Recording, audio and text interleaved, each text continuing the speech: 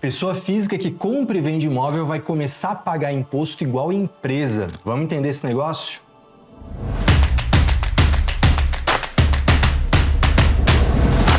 Muita gente investe em imóveis não para ter o imóvel por tempo, mas para comprar por um preço atrativo e vender valendo mais, né? A famosa especulação no mercado imobiliário. Muita gente, muita pessoa física faz isso e a reforma tributária do consumo está trazendo uma novidade. A possibilidade de que a pessoa física que compra e vende imóveis com habitualidade se torne contribuinte de IBS-CBS. Então, vamos pensar como é hoje. Hoje, você pode fazer isso através de uma empresa, de uma PJ, seja uma holding patrimonial, uma administradora de bens, o nome que você quiser dar. Uma empresa que tem atividade de compra e venda de imóveis. Essa empresa que compra e vende imóveis normalmente está no lucro presumido e ela paga PIS, COFINS, IRPJ e CSLL. Legal? Muito bem. Na pessoa física, quando uma pessoa física compra e vende imóveis, na pessoa física existe a apuração do ganho de capital e aí, nesse caso, paga-se IRPF sobre esse ganho de capital, Imposto de Renda da Pessoa Física. Legal? Beleza, até aí tranquilo. O que acontece?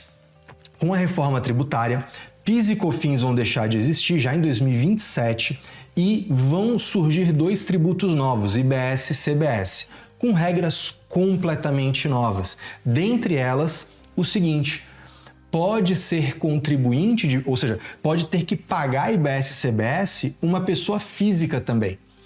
Isso não acontece só na área imobiliária, isso pode acontecer em outras áreas, mas na atividade imobiliária as regras estão muito claras, está muito preto no branco. A regra está certinho para você entender e conseguir analisar o caso, tá?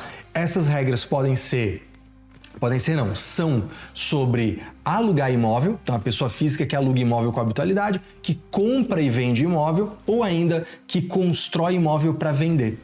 É dessa segunda hipótese, compra e venda, que a gente vai falar aqui nesse vídeo. Tá? Então, você pode ter uma pessoa física que compra e vende imóveis e que, dependendo dessa habitualidade, mesmo sendo pessoa física, pagando IRPF sobre o ganho de capital, também vai ter que apurar IBS e CBS, esses dois novos tributos com a reforma tributária. Eu vou fazer aqui uma comparação com o aluguel de imóveis. E por que disso? Porque o aluguel de imóveis, ele já tem um vídeo aqui no canal, né? Inclusive você pode, aqui no card, ó, toca nele. Ele não vai abrir agora não, tá? Pode tocar sem medo de ser feliz, porque você vai terminar de ver esse vídeo e depois ele vai abrir o outro, tá? No vídeo sobre o aluguel de imóveis eu expliquei que existem dois conjuntos de regras. Isso aqui é bem importante. Lá no aluguel a coisa tá meio bagunçada no meu ponto de vista. Por quê? Tem um conjunto de regras que em janeiro eu observo o ano anterior, existe um outro conjunto de regras que ao longo do ano eu tenho que observar. As regras são diferentes. Isso dá uma bagunça que eu expliquei lá naquele vídeo.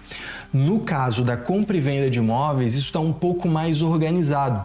E por que disso?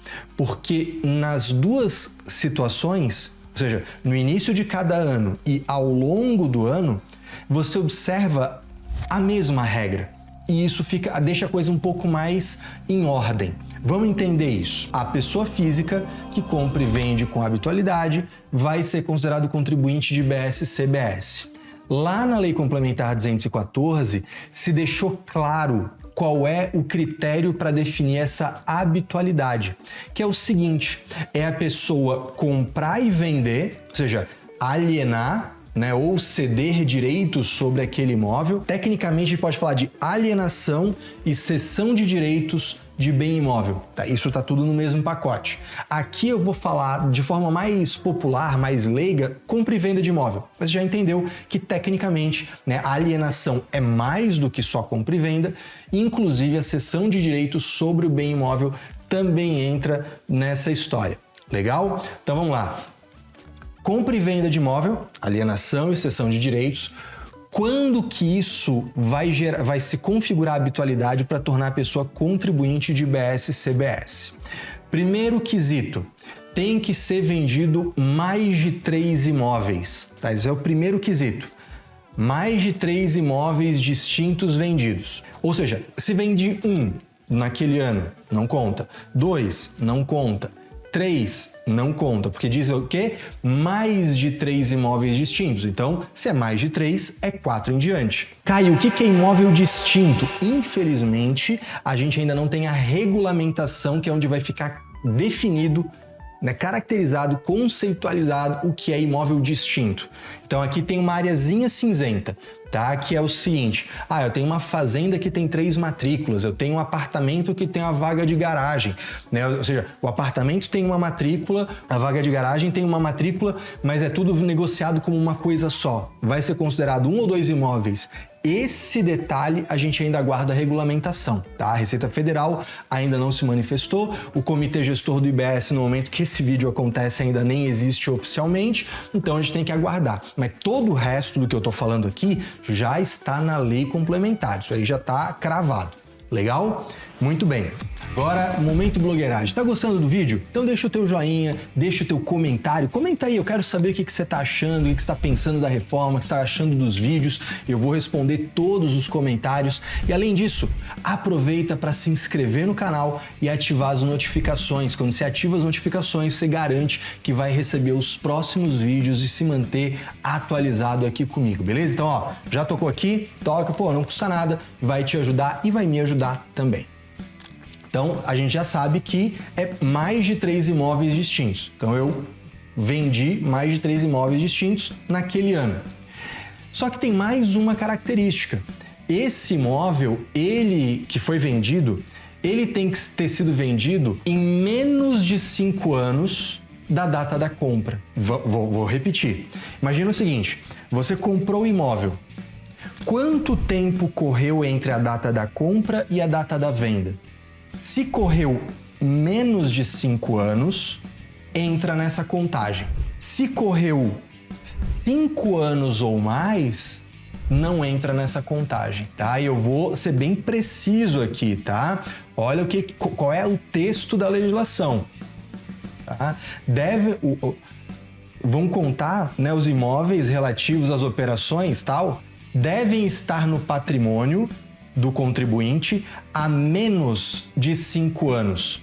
Então, quando ele fala que tem que estar a menos de 5 anos contados da data da aquisição, significa que 5 na tampa já era, já não entra na contagem.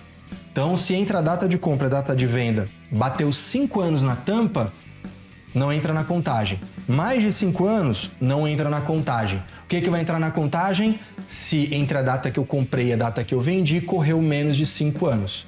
Então, o que eu vou ter que fazer? Todo mês de janeiro, eu vou olhar para o ano anterior.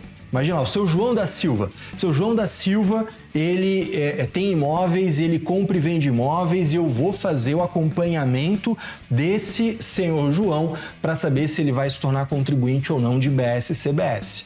Então eu vou verificar assim, olha, tem vários imóveis lá, em janeiro, né? Imagina só, eu vou perguntar para o seu João, ano passado, o senhor vendeu mais de 3 imóveis? Ah, não vendi 2. Então beleza, então segue a vida. Mas imagina que eu pergunto pro seu João, estamos em janeiro, olhando para o ano anterior, o senhor vendeu mais de 3 imóveis? Ah, vendi, meu filho, vendi 7 imóveis. Né? Beleza, agora eu vou ver o seguinte, que imóveis são esses? Eu vou ter que pegar cada imóvel e verificar a data de compra e a data de venda. Porque de repente ele vendeu 7, mas eu tenho que ver desses 7, quais foram vendidos com menos de 5 anos da data da compra. Se desses 7, mais de 3 foram vendidos com menos de 5 anos entre a data de compra e data de venda, ele bateu na regra. Então ele começa o ano como contribuinte. Sacou? Mas vamos imaginar que não. Vamos imaginar que o seu João, ele foi comprando esses imóveis ao longo da vida dele. Né? Toda vez que sobrava um dinheirinho, ele ia lá, dava uma entrada, ia parcelando. Então, ao longo de toda a vida, o seu João foi comprando muitos imóveis e em algum momento ele falou assim, cara, eu quero me desfazer de alguns, fazer um dinheiro e viajar, curtir minha vida. Muito bem. Então, ele foi lá e vendeu esses 7 imóveis. Todos eles foram vendidos com mais de 5 anos entre a data de compra e a data de venda. Portanto, não começa como contribuinte o ano. Seu João não é contribuinte de IBS e CBS. E aí eu tenho que fazer agora um acompanhamento, que é o quê? ao longo do ano, eu vou verificando. O seu João vendeu algum imóvel? Ele vendeu 1, vendeu 2, vendeu 3, vendeu 4, ou seja, mais de 3 imóveis distintos. De novo, fazendo aquela verificação entre a data de compra e a data de venda, menos de 5 anos. E aí, vamos imaginar que lá por agosto, o seu João ultrapassou esse limite, né, em agosto. Então, em agosto, ele se torna contribuinte de IBS-CBS. Pegou a ideia? Então, até 3, tá tudo certo. Mais de 3, estourou. E aí, esse quarto imóvel, esse mais de 3 que aconteceu, ele já é tributado.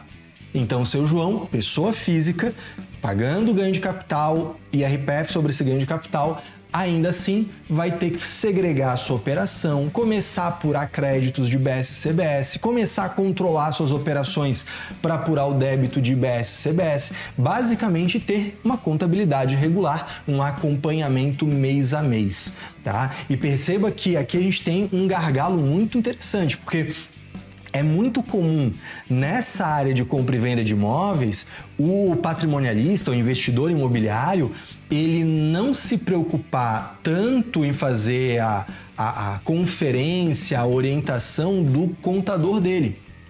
E muitas vezes só vai apresentar para o contador que vendeu alguma coisa lá no outro ano, na declaração da pessoa física. Isso vai ter que acabar.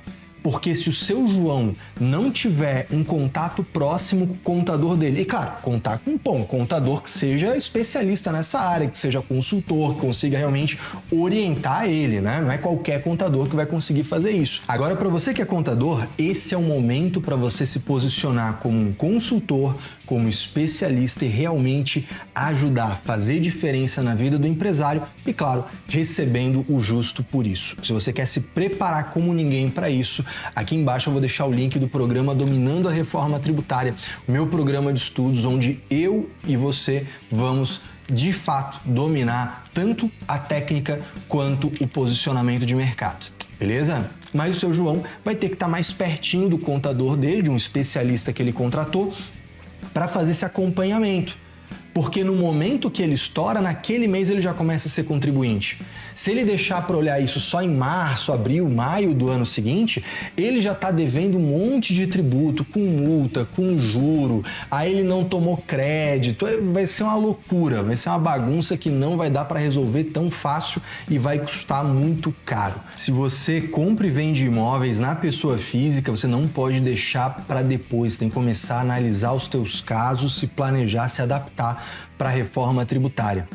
Toca aqui embaixo, vou deixar o link para agendar consultoria comigo. Vai ser um prazer acompanhar você nessa fase tão crítica, mas com tanta oportunidade que está sendo a reforma tributária, tá? Então, a realidade de quem investe em compra e venda de imóvel para especulação vai ser o seguinte: olha, você vai ter que contar com um acompanhamento mensal para ficar fazendo essa conferência. Agora, uma boa notícia na compra e venda de imóvel em relação ao aluguel é que aqui aquela bagunça do aluguel acaba, né? Que assim, na compra e venda, como a regra de olhada em janeiro é a mesma regra olhada ao longo do ano, eu posso cravar com toda certeza. Se ao longo do ano, em agosto, por exemplo, o seu João se tornou contribuinte, certamente ele continua contribuinte no ano seguinte. Porque vai virar o ano, e em janeiro eu vou olhar o ano anterior e aí é a mesma regra que foi considerada, né? Então, lá no aluguel não dá para cravar isso. Você pode se tornar contribuinte no ano e em janeiro deixar de ser. Agora, na compra e venda de imóvel, a gente vai ter essa característica, tá? E aqui, um detalhe muito importante. Essa data de aquisição, né? Entre a data de aquisição e a data de venda, eu tenho que considerar, né, a contagem disso para ver se foi menos de 5 anos. Quando eu compro os imóveis, tudo bem, mas muitas vezes esse imóvel é recebido de outra forma. E aí a gente tem a previsão de, por exemplo, eu receber esse imóvel por uma ameação, eu receber esse, né, ser atribuído a mim pela ameação, ele ser atribuído a mim por uma doação, eu sou o donatário, recebi por doação esse imóvel, ou ainda recebi por herança, sou o herdeiro desse imóvel. Olha que interessante, para IBS-CBS, No caso de meação, doação e herança, a data de aquisição vai ser a data de aquisição original, lá de trás. Então, a data lá que o cônjuge meeiro adquiriu, ou a data que o decujus, o falecido, adquiriu, a data que o doador lá atrás adquiriu, aquela é a data que vai ser considerada. Então imagina que o meu pai, ele comprou um imóvel em 75 e aí ele me doa, ou eu herdo isso agora, né, em 2015, por exemplo. E aí eu recebi, no mês seguinte eu vendo. Olha, entre a data de aquisição e a data de venda tem mais ou menos de 5 anos. Lá na legislação do imposto de renda, a gente teria uma atualização de data, né? E isso vai continuar assim, isso não mudou ainda, pelo menos. Então, para o imposto de renda, quando eu recebo por herança, teve uma atualização de data, né? Eu, como herdeiro, vou dizer que eu adquiri agora. Mas para IBS e CBS vai ser 1975 a data de aquisição. Então vai ter mais de 5 anos entre a data de aquisição e a data de venda e não vai entrar na contagem dos mais de 3 imóveis para se tornar contribuinte. Legal, né? Eu espero que isso aqui tenha feito sentido para você. Se você investe em imóveis, compra e vende imóveis, você tem que estar muito de olho nisso e principalmente contar com um especialista do teu lado. E se você trabalha com contabilidade imobiliária, se você trabalha atendendo quem compra e vende, constrói, aluga, você precisa estar muito bem atento, muito atualizado com a reforma tributária, porque as regras mudam muito, se torna mais complexo e esse é um momento crítico em que os melhores empresários precisam dos melhores contadores. Beleza? No mais, fica com Deus, um forte abraço. Me conta o que você achou, deixa aqui nos comentários e a gente se fala.